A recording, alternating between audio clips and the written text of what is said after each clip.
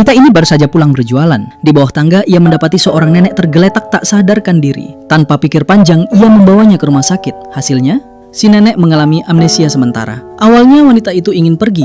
Hidupnya sudah terlalu berat. Ayahnya baru meninggal, bisnis keluarganya bangkrut, uang asuransi dirampas ibu tirinya, dan adik laki-lakinya yang autis hilang entah kemana. Karena tak tega, akhirnya ia membawa si nenek pulang ke rumah sederhananya. Bahkan membelikan baju baru karena baju nenek itu lusuh dan bau. Hari-hari berikutnya, nenek itu bertingkah makin aneh. Makanan harus hangat, suka mengeluh, bahkan merusak tanaman tetangga. Sampai suatu malam, saat ia sedang menghitung hasil jualan, si nenek diam-diam memperhatikan. Dan disitulah memori nenek itu mulai kembali. Saat itu si nenek menelpon asistennya. Ia bilang, "Tunggu aku 5 hari, aku akan pulang." Keesokan harinya si gadis dapat jadwal wawancara kerja penting. Tapi saat ia siap berangkat, si nenek tiba-tiba mengeluh sakit perut. Dengan berat hati si gadis membatalkan wawancaranya dan kehilangan satu-satunya kesempatan keluar dari hidup yang suram. Pulang ke rumah, gadis itu menangis. Ia bilang menyesal pernah menolong si nenek. Tapi si nenek tahu itu cuma luapan frustasi. Besoknya si nenek hilang. Tak lama datang seorang pria yang mengatakan jika si nenek meminta gadis itu untuk datang menemuinya. Tapi saat ia sampai di sana, ia kaget. Sebuah rumah besar dan mewah berdiri di hadapannya. Ternyata si nenek yang ia rawat selama ini adalah orang kaya. Nenek itu mengajaknya untuk tinggal bersama. Sebagai balas budi, ia akan membantu mencari adik gadis itu dan akan mengerahkan semua stafnya menyisir seluruh kota.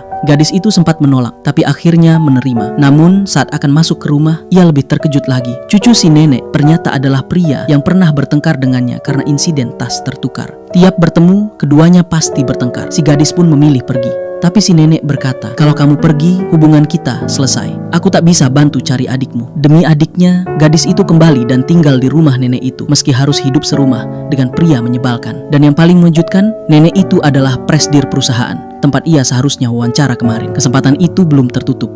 Semuanya ternyata sudah dirancang si nenek sejak awal.